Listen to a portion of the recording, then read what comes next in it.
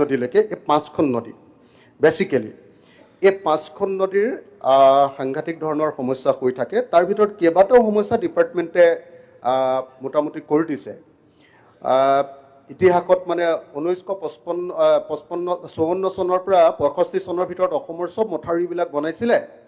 আমাৰো মানে সেই দিখৌ নদীৰ মথাউৰি সেই তেতিয়াই বনোৱা, এই প্ৰথমবাৰৰ কাৰণে মোৰ কাৰ্যকালত আৰু এই মন্ত্ৰীৰ কাৰ্যকালত, তেখেতৰ কাৰ্যকালত প্ৰথমবাৰৰ কাৰণে নতুনকৈ 20 কিলোমিটাৰ মথাউৰি আমি নতুনকৈ বনাই আছোঁ। এতিয়া সেইটো হ'ল দিখৌ নদীৰ।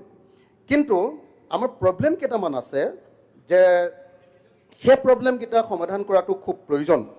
মই ভাবোঁ যে 1 নম্বৰ প্ৰব্লেমটো হ'ল যে ব্ৰহ্মপুত্ৰ নদীত আমাৰ সমষ্টিটো এতিয়া আমগুৰিলৈকে মোৰ যিহেতু পৰিলে, গতিকে আমাৰ সমষ্টিটোত 26 কিলোমিটাৰ ব্ৰহ্মপুত্ৰ নদীখন পৰিছে, তাৰে 11 কিলোমিটাৰ সাংঘাতিক ধৰণে খহনীয়া হৈ আছে। তাৰ কাৰণে এছিয়ান ডেভেলপমেণ্ট বেংকৰ এটা বা ৱৰ্ল্ড বেংকৰ আমি এটা প্ৰজেক্ট দাখিল কৰি থোৱা আছে। সেই প্ৰজেক্টটো যদি নহয় তেতিয়াহ'লে আমাৰ শিৱসাগৰখন নাবাচে। গতিকে সেইটোৰ কি হৈছেগৈ এটা খবৰ আমাক লাগে, নাম্বাৰ 1। নাম্বাৰ 2, আমাৰ দৰিকা নদীখনে গোটেই শিৱসাগৰখনৰ মানুহক দুখীয়া কৰি দিছে। আৰু সেইকাৰণে মই আপোনালোকে জানে, আপুনি জানে ছাৰ, আপুনিয়ে সুবিধাটো দিছিলে। 3বাৰ দৰিকা নদীৰ ওপৰত আলোচনা কৰাৰ পাছত IIT গুৱাহাটীৰ এক্সপাৰ্ট কমিটি হ'ল। গুৱাহাটী IITৰ এক্সপাৰ্ট কমিটিয়ে ড্ৰাফ্ট ৰিপৰ্ট নিশ্চয় ইতিমধ্যে দিলে, মই তাৰ কপি এটা পাইছোঁ। গতিকে সেই দৰিকা নদীৰ সেই খহনীয়া কি কয় বানপানীৰ কাৰণে ৰোধ কৰিবৰ কাৰণে কি ব্যৱস্থা ল'ব, তাৰ কি প্লেনিং আছে। তাৰপিছত 3 নম্বৰ কথাটো হ'ল যে আমাৰ আটাইতকৈ ডাঙৰ প্ৰব্লেমটো হ'ল যে আমাৰ গোটেই মথাউৰিবিলাক চব একদম চাপৰ হৈ গুচি গ'ল।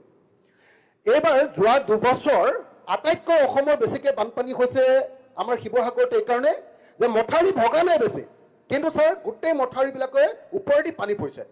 গতিকে মথাউৰিবিলাক যদি ওখ নকৰে, মই ইয়াত প্ৰশ্নটো সুধিছিলোঁ যে মথাউৰিবিলাক যদি ওখ নকৰে তেতিয়াহ'লে সদায় বানপানী হ'ব। সেইবিলাক পুৰণি মথাউৰি ছাৰ। সেই ক্ষেত্ৰত দিখৌ দিছং, মই প্ৰশ্নটো শেষ কৰি লৈছোঁ এইটো ছাৰ। আৰু এটা আছে হয় ছাৰ, মই দ্বিতীয় প্ৰশ্নটো আৰু এটা আছে, এইটো মোৰ প্ৰথম প্ৰশ্ন। মই কৈছোঁ আপুনি পাৰ্ট বাই পাৰ্ট কৰক। আৰু এটা ইয়াৰ লগত এটা 15 ফাইনেন্সত আমাৰ ব্ৰহ্মপুত্ৰৰ অফলাৰ ওপৰত আমি 9 কোটি টকাৰ এটা প্ৰজেক্ট দি থৈছোঁ, সেইটো কি পৰ্যায়ত আছে এইকেইটা প্ৰথমতে কৈ ল'লে মই ছেকেণ্ড প্ৰশ্নটো কৰিম। অধ্যক্ষ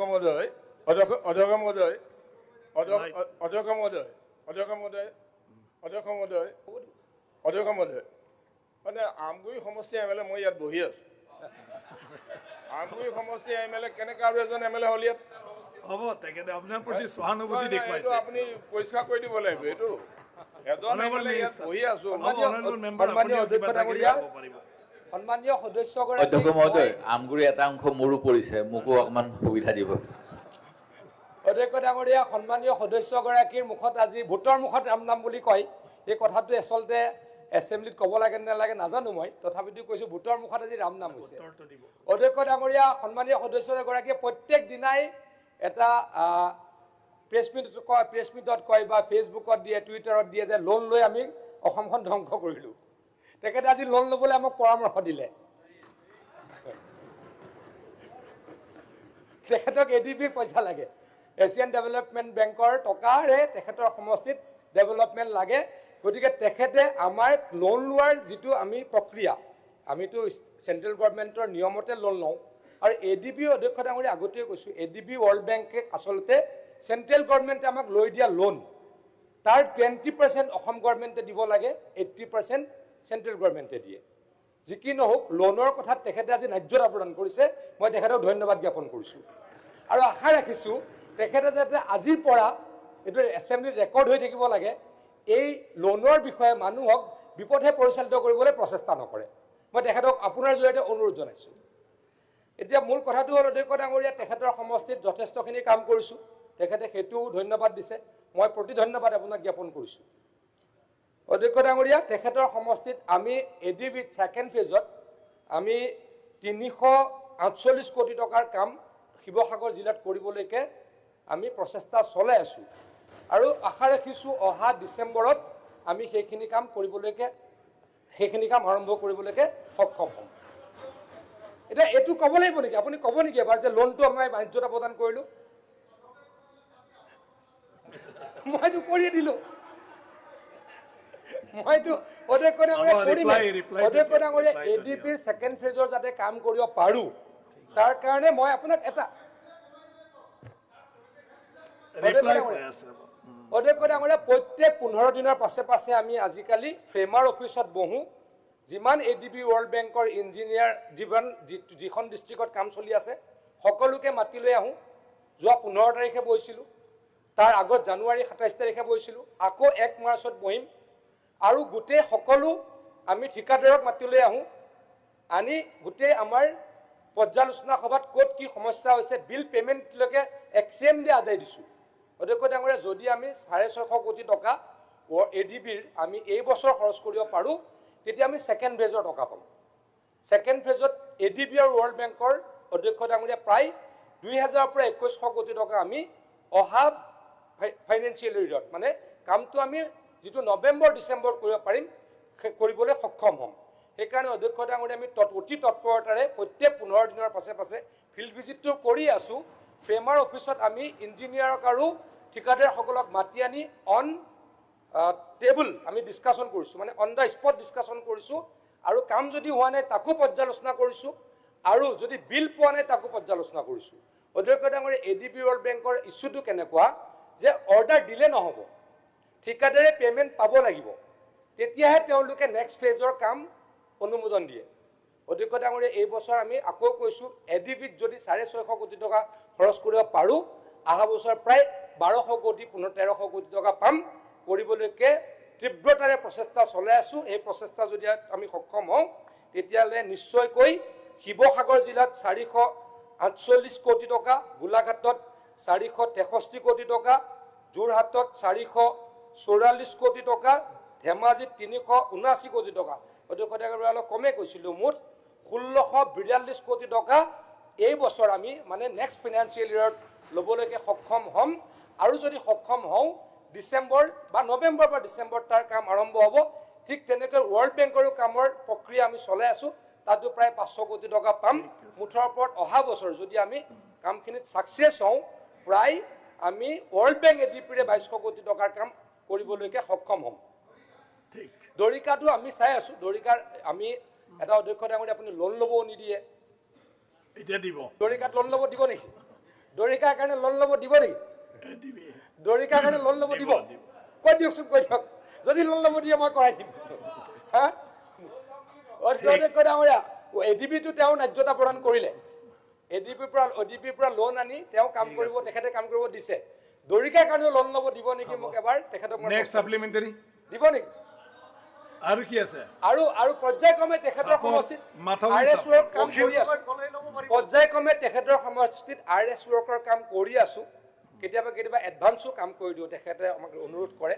মুঠৰ ওপৰত অসমৰ প্ৰত্যেকটো অকল অখিল গগৈ ডাঙৰীয়া সমষ্টিত কৰা নাই প্ৰত্যেকটো সমষ্টিতে কৰি আছোঁ আৰু কৰিম মই এই সদনত কথা দিছোঁ মোৰ নেক্সট কুৱেশ্যনটো হ'ল মই সঁচাকৈ ৱাটাৰ ৰিচোৰ্চ মিনিষ্টাৰক ধন্যবাদ জনাইছোঁ যে ব্ৰহ্মপুত্ৰ নদীৰ খহনীয়াৰ কাৰণে 448 কোটি টকাৰ যিটো আমাৰ প্ৰজেক্ট আছে সেই প্ৰজেক্টটো তেখেতক আমি খুব ক্ল'জলি এইটোত কাম কৰি আছোঁ মিছাকৈ লাভ নাই আৰু তেখেতে এইটো কৰি দিম বুলি কথা দিছে গতিকে এই যিটো আমি মানে ব্ৰহ্মপুত্ৰৰ যিটো খহনীয়া সেই ব্ৰহ্মপুত্ৰৰ খহনীয়াটোক লৈ মই বাৰম্বাৰ এখেতসকলৰ ইঞ্জিনিয়াৰ আমাৰ ইঞ্জিনিয়াৰ ডিষ্ট্ৰিক্টৰ মিনিষ্টাৰ চবৰ লগত বাৰম্বাৰ মিটিঙত বহি আছোঁ যাতে এই কামটো যাতে সঁচাকৈ হয় আৰু মই আশা কৰিম যে এইটো অহা কেইদিনমান ডিচেম্বৰৰ পৰা কাম আৰম্ভ কৰিম বুলি কৈছে মই ধন্যবাদ জনাইছোঁ খালি চাপৰ মথাউৰিখিনি অকণ ওখ কৰি দিব লাগে সেইটো এটা আৰু দৰিকাৰ ৰিপৰ্টটো আহিছে চাগে আপুনি পালেনে নাই নাজানো সেই ৰিপৰ্টটোৰ ভিত্তিত কামটো হ'ব লাগে এতিয়া মোৰ ছেকেণ্ড কুৱেশ্যনটো ছাৰ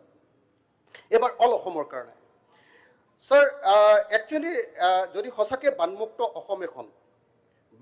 অসম এখন যদি সঁচাকৈ যদি গঠন কৰিব লাগে তেতিয়াহ'লে গোটেই ভাৰতবৰ্ষত দুটা ধৰণে কাম কৰা হয় এটা ষ্ট্ৰাকচাৰেল মেজাৰ্ছ আৰু আনটো হ'ল নন ষ্ট্ৰাকচাৰেল মেজাৰ্ছ এতিয়া আমি আমাৰ ষ্ট্ৰাকচাৰেল মেজাৰৰ ভিতৰত অকল দুটা কামেই কৰি আছোঁ এটা কৰি আছোঁ মথাউৰি বনোৱা আৰু আনটো হ'ল আমি খহনীয়া ৰোধ কৰা আপোনাৰ কুৱেশ্যনটো কওক এতিয়া ছাৰ মানে অন্য ষ্ট্ৰাকচাৰেল মেটাৰ আৰু বহুত বস্তু থাকে যদি সঁচাকৈ বানমুক্ত অসম এখন বনাব লাগে কেৱল মথাউৰি বনোৱাৰ জৰিয়তে সেইটো সম্ভৱপৰ নহয় ছাৰ সেইটো কৰিবলৈ হ'লে আমি ধৰক ৰিজাৰ্ভাৰ ক্ৰিয়েট কৰা তাৰপিছত এই natural depression suitable improve and regulated এইটো কৰিব লাগিব বা ডাইভাৰশ্যন এটা অংশৰ কোনোবা নদী ডাইভাৰ্ট কৰি আকৌ বেলেগ অংশত লগাই দিব লাগিব, ক'ৰবাত আকৌ এটা টাউন এখনক বচাবৰ কাৰণে পেৰেলাল সৰু এটা নদী বনাই দিব লাগিব।